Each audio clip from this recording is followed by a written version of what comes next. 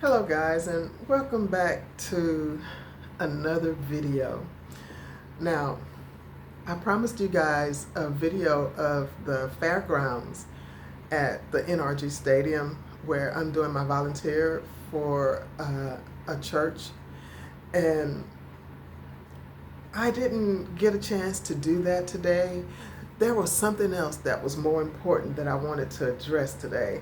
So I am going to bring you guys that video tomorrow. But one of the things that I'm going to show you is this uniform. This is a shirt that they give us to wear. So it has the NRG Park on it, and you know, other than that, the shirt is part of the uniform, but the pants, I wear my regular pants, and so yeah, this is the uniform, and my job there is to prepare the popcorn. So I have to be good, fast, and efficient, making sure everything is on time. So I've been the I've been doing a good job.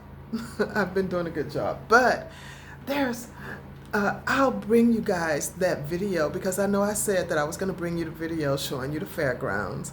I wanted to show you the cows that, I ran upon. I stumbled upon those as I got lost in the stadium looking for where I was supposed to be for my first day. But so I thought that was something that y'all would like to see also. And I wanted to show you where the location where I would be working. So I'm gonna do that. But today I found something that was more pressing that I needed to talk about tonight. And I'm gonna talk about it tonight before I go to bed so that I can upload it in the morning. And when I upload it in the morning, that the morning, you guys know my morning routine. I pray early in the morning before I get out of bed, and I, do my journaling, my devotional journaling. You guys know the book that I show you guys all the time what I'm doing, and uh, and then I start preparing myself, slowly preparing myself, because at age 67 years old, I need some time to get dressed. I can't just do like you youngsters and just go and get up and get ready. It takes me a minute. And when I say a minute, tell me, how long do y'all take getting dressed? Even if you're not like putting on really cool clothes, if you're just going putting on something to like I'm doing right now, going to volunteer at a stadium, no matter what, it still take me an hour. It takes me an hour to get dressed. But before I get dressed, I have to spend that time trying to figure out what I'm going to wear. I have to, clean up behind myself, make up my bed, all that kind of stuff before I'm actually ready. And then I have to eat breakfast, so that I can take my medication. Okay, so speaking of medication, let me start this. It's important that I talk about what it is that I want to talk about now before I go to bed, so that in the morning I can do my routine and slowly get ready and go to work for, my volunteer work. So now I made myself some notes because I want to like stay on course, because you know me, guys, you know how I am.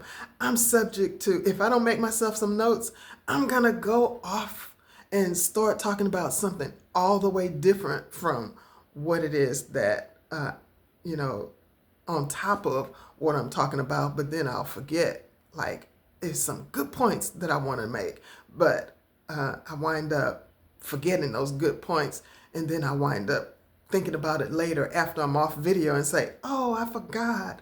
Oh, I didn't say. So, okay, so be patient with me, because this is important, because Now, first and foremost, I want to say that whenever I'm communicating a thought to somebody, you know, whether it's in my comment section or whether it's directly to another person, and especially in my comment sections, because I value my people in my comment section. So when I go to someone else's comments and I make a comment, now I may be watching your videos and I may never say anything, never say anything.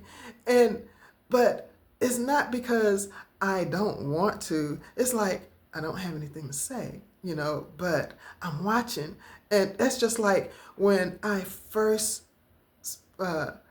was starting this channel, because I have another channel. I have a breast cancer, Traveling the Unknown, my breast cancer journey channel. And I started this channel in January. And if you go back to my very first video, you will see that I pay homage to Dodash, and I pay homage to Dante London, because I listen to you guys and I have always admired you guys. And I was watching Dante London. We'll start off with that. I was watching Dante London before him and Hannah got together. I used to watch Dante when he went on his house tours, when him and his baby boy, he would take his baby boy looking at houses, manifesting his future, his future home. And that was nice. I was enjoying that. One of the people that I enjoyed watching, because I manifest also. I manifest things also. So, and with Dodash, I started watching Dodash, during, like, before she went to the Sarah Jakes conference. But especially when she went to that conference, I watched her, and, and I was just, and even when she got on there and she started talking about she went to that conference by faith, by pure faith that she was going to go. And she was determined that she was going to, be a part of that conference. And I watched because I love strength. I love confidence. And when I'm at my best, I elude confidence. I'm a social worker by trade, but of course, you guys who have watched my videos, that I've talked about my my early life, and I've talked about me being a social worker in the past, and I've talked about my life, and so you guys who already watched those videos from my early videos, you already know. But my first video and my second video, up until a certain point, I always paid homage. Did I say that right? Pay homage? You know what I'm talking about. But I've always gave Dodash and Dante London their flowers, because I started this channel because Dodash and Dante London kept saying, start your channel, get on there and start your channel. Now, I already had a channel that, had been monetized in the past, but that monetization was taken away from me when I became homeless. But I'm jumping ahead, keeping my nose, I'm jumping ahead. But that channel, I already had that channel. So but I said that I wanted to start another channel. I wanted to start this channel, Living the Vision. And when Dodash and Dante Lunda kept saying, "Get your ass on YouTube," or "Get your pretty ass on YouTube." I don't think I'm pretty, so but she said, "Get your ass on YouTube." So I said, "Okay, I'm coming, I'm coming." And don't think that I don't think I'm attractive. I am attractive. I feel that, but there are some pretty girls.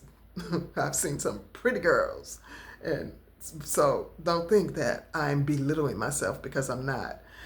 Now, so I got on YouTube and I created this channel, and I told myself, I said, okay, I'm going to do this. See, on my other channel, I used to always just talk about my breast cancer. I used to always just talk about what was going on with me health-wise and through that journey, because I wanted to document my journey. I didn't expect to get monetized when I was on that other channel. That was far from my mind when I started on that channel. I was documenting my journey when I was doing that channel. So, even when they told me, somebody said, "Michelle, your channel your channel, your videos, some video went viral," and I'm like, "What?" It's like, viral. They had to tell me what viral was, because I was new to YouTube and all of that. So after I stand here with this channel, after I created this channel, and I was nervous. This was new to me, getting on YouTube, talking about anything, anything that was different from talking about my health.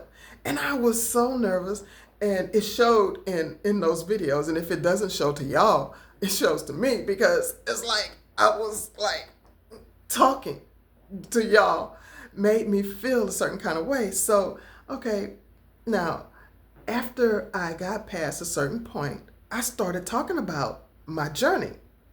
And this is what I'm going to talk about with you tonight, my journey. Now, like I said, I'm a social worker.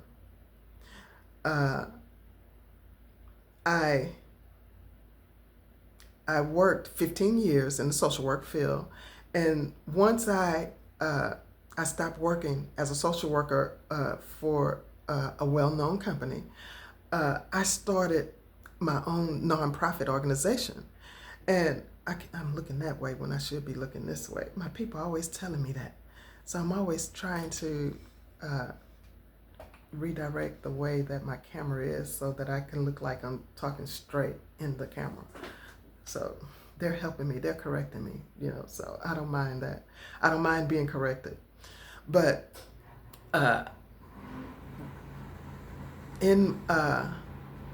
okay, so I started my own nonprofit organization, and I worked my nonprofit organization for 3 years. Okay, so when the pandemic hit, I found out that I had cancer. I was diagnosed, and I wind up, staying on track. After I found out that I had cancer, and I was numb, I was dumbfounded. But I grew up in a strict church home. My grandmother raised me, and partly raised me. And I told these stories in earlier videos, that I've never hid anything from any of my subscribers or in any of my videos. So, but tonight,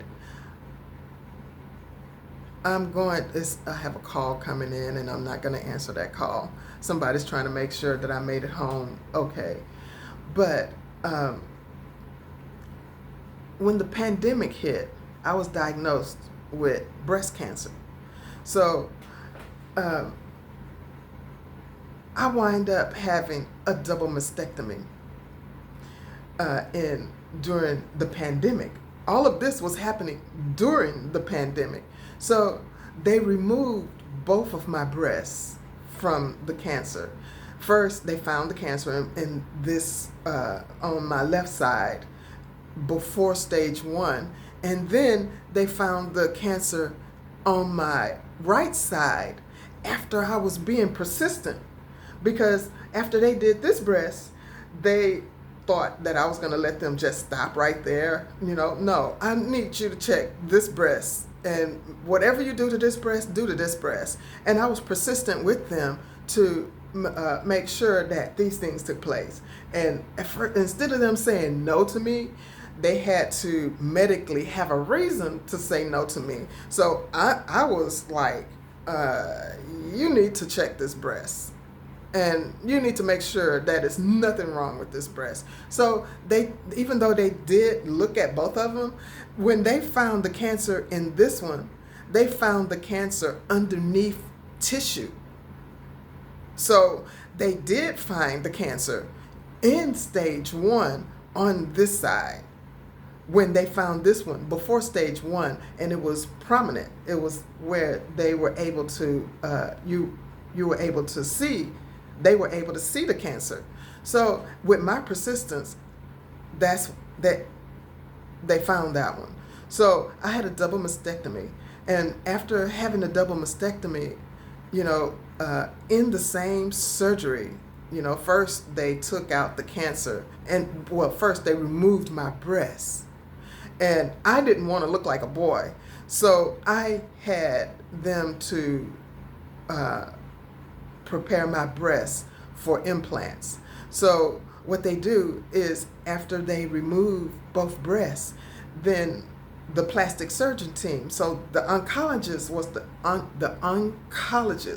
was the first team to come and remove the breast.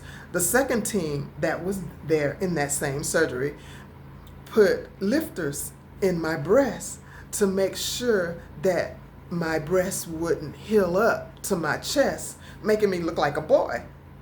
And I didn't want that. I didn't want to look like a boy, because I am not terribly, but I am so female. I love my femininity.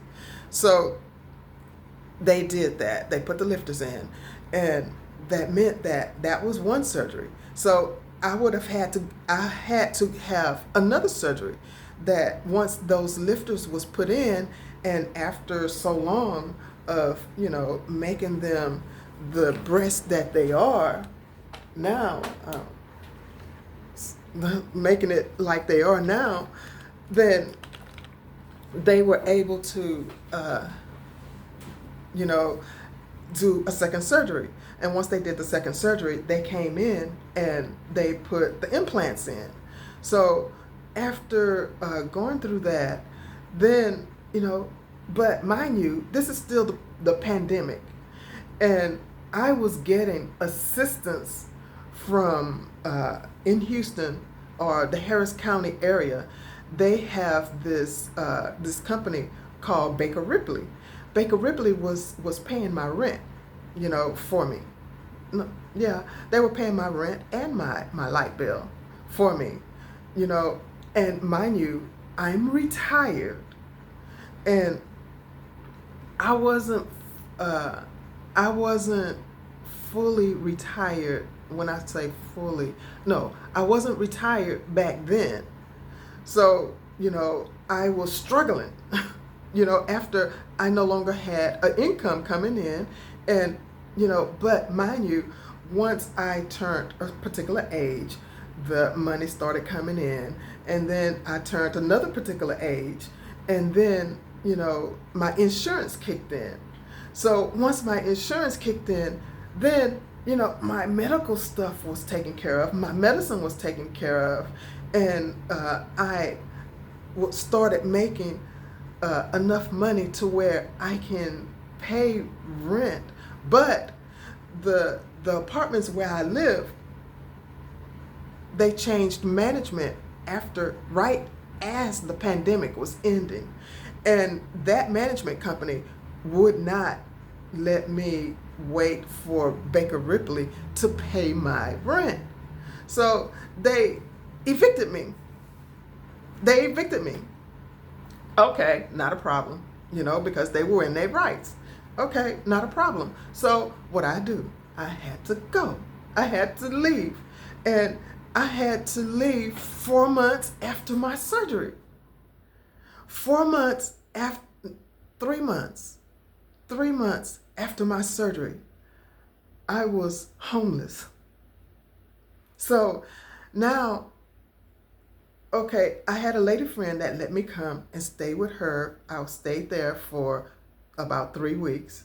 And then I had another lady friend let me stay with her. I stayed with her for about a month or something to that effect.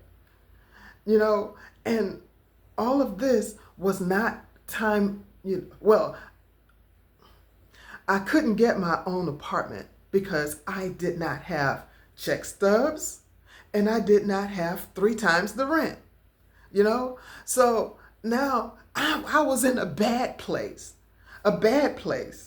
because I had to call Adult Protective Services for Adult Protective Services to help me get into a shelter because, I needed help to be able to get these things done because I didn't know what to do.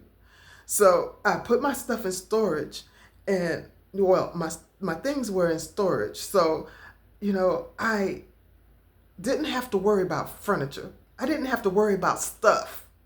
All I had to worry about was my living. Where was I going to sleep? I didn't have to worry about food because that was taken care of. I had to, funds to be able to take care of me eating.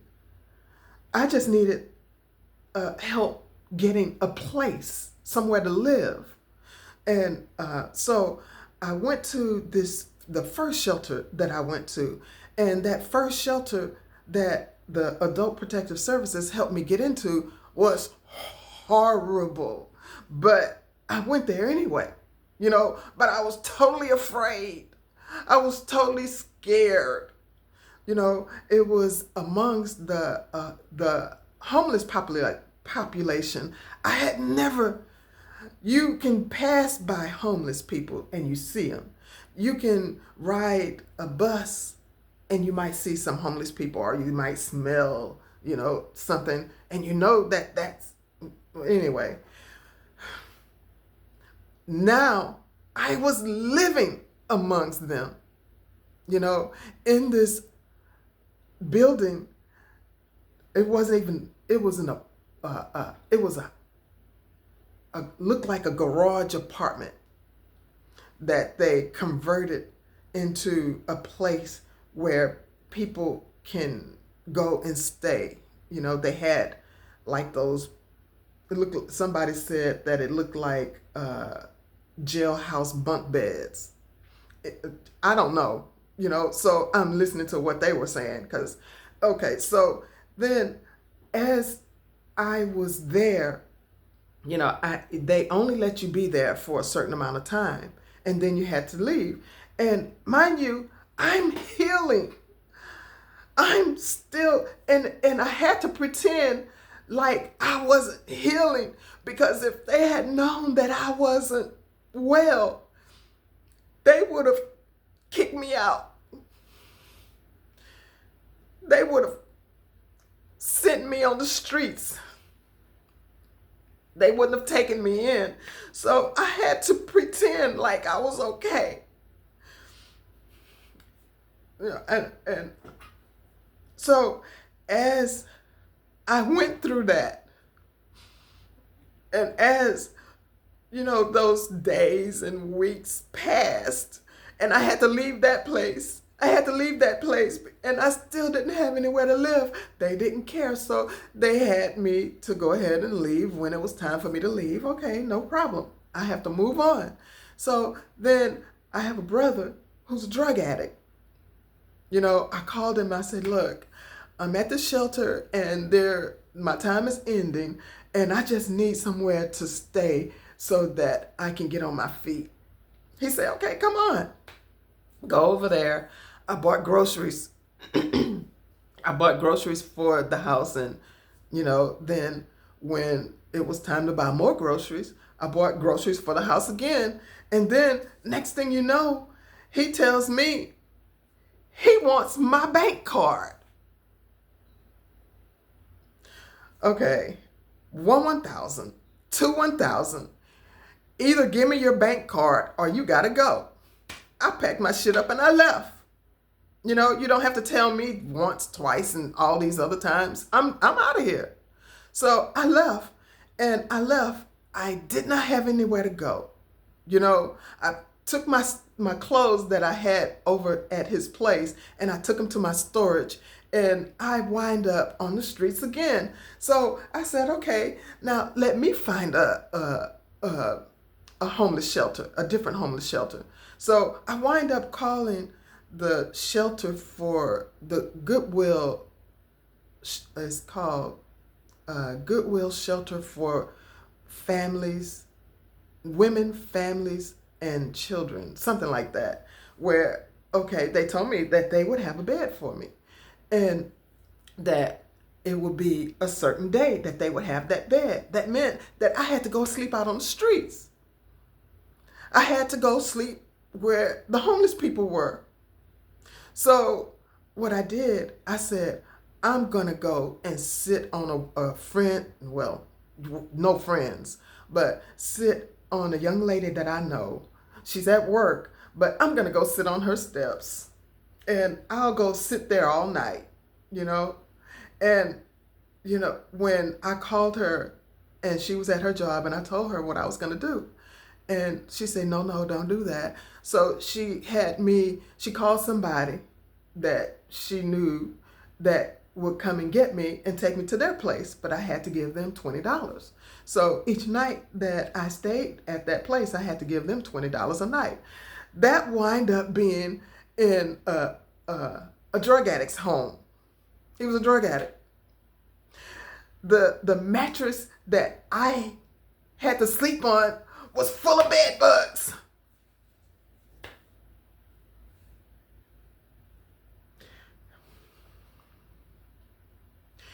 For 2 days.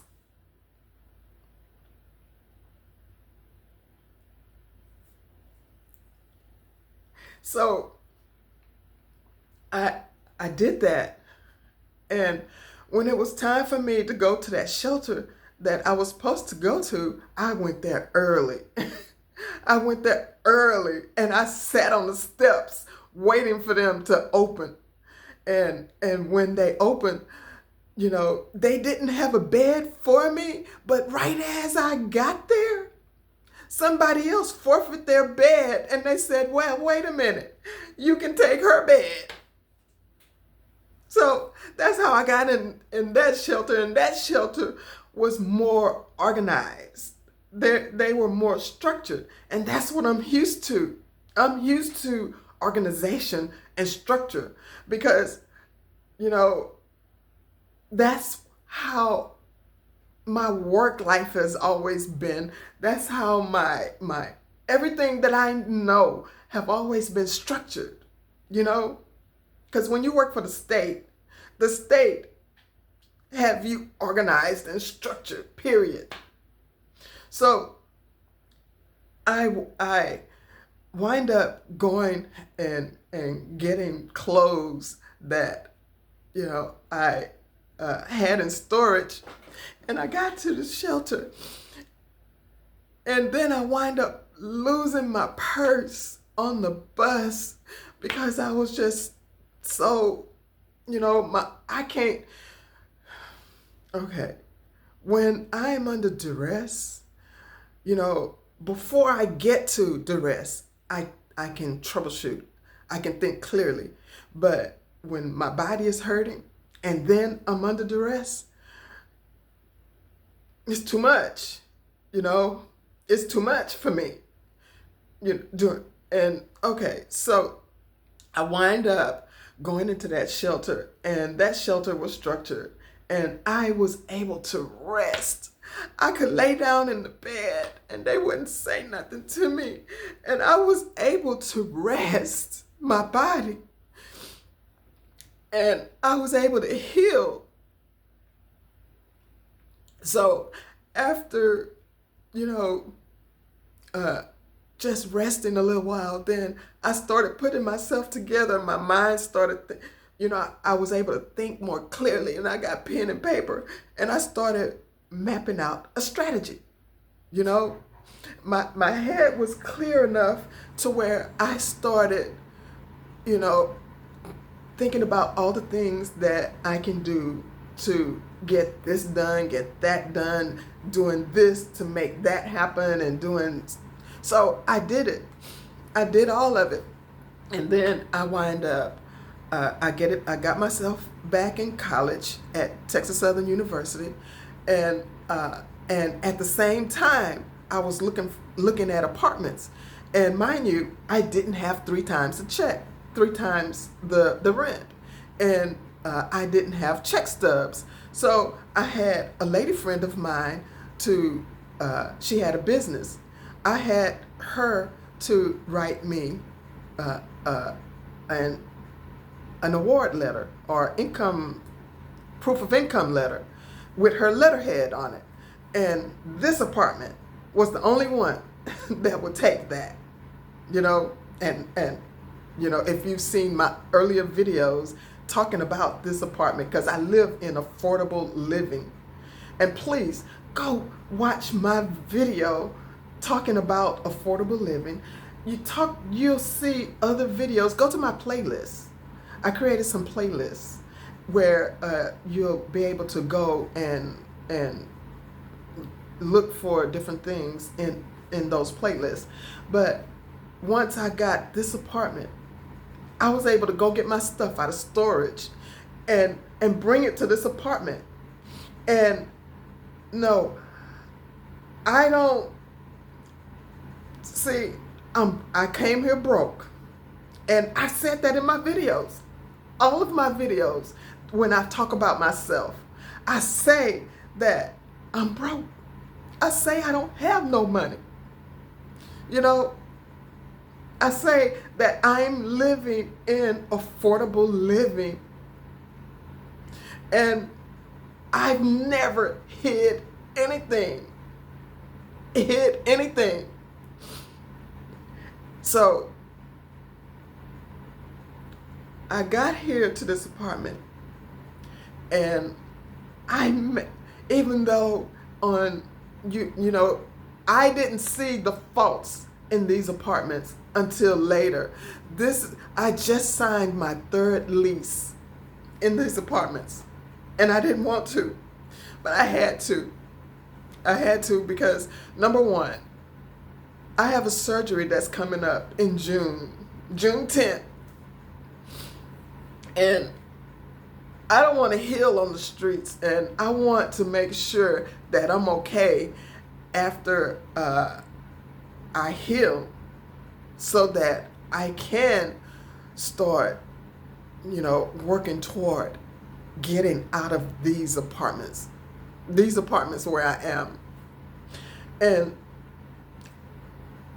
I made this place a home out of the stuff that I already had, because I was blessed. I've been blessed, but I struggle. I struggle because of, I have a gap period on my resume.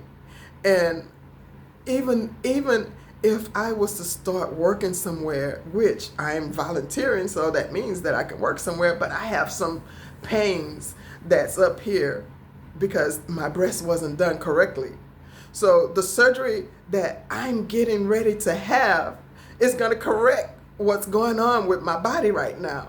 So if I was working anywhere, I wouldn't be able to work there long because of the health issues that I still face that I'm trying to get past. And I said, okay, if I come on YouTube, tell my story, or come on YouTube the way that I came on YouTube saying, okay, I'm following what DoorDash and Dante London told me to do.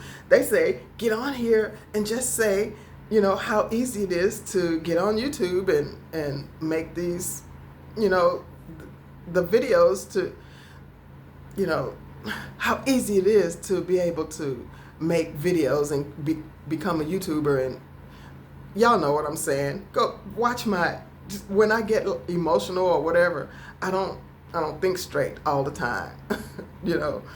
But I feel emotional because every time I talk about this, you know, I get that way over a certain period of time. I never got this deep into talking about my story. I never got this deep into talking about my story. And I tell bits and pieces. I tell bits and pieces because it's very emotional, you know, very emotional for me. And I don't say anything negative to people about anything. Anything that I say to anybody is always uplifting.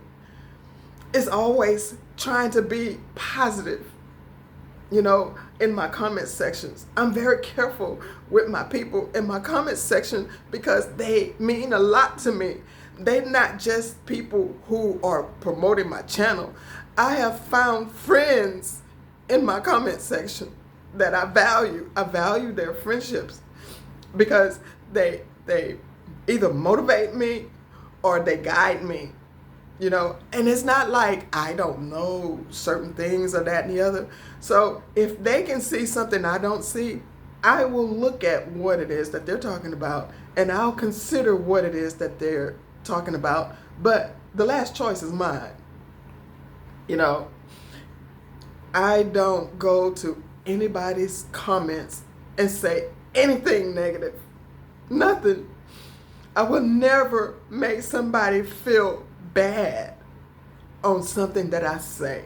You know, if anybody take anything that I say in a wrong way, okay, first and foremost, I apologize that you took it wrong, you know, but I will never, especially intentionally, go and say anything to anybody in a negative way.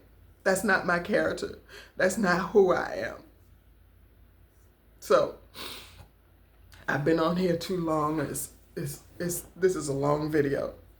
And, you know, my people, I'm so sorry that I took, you know, all this to make this video.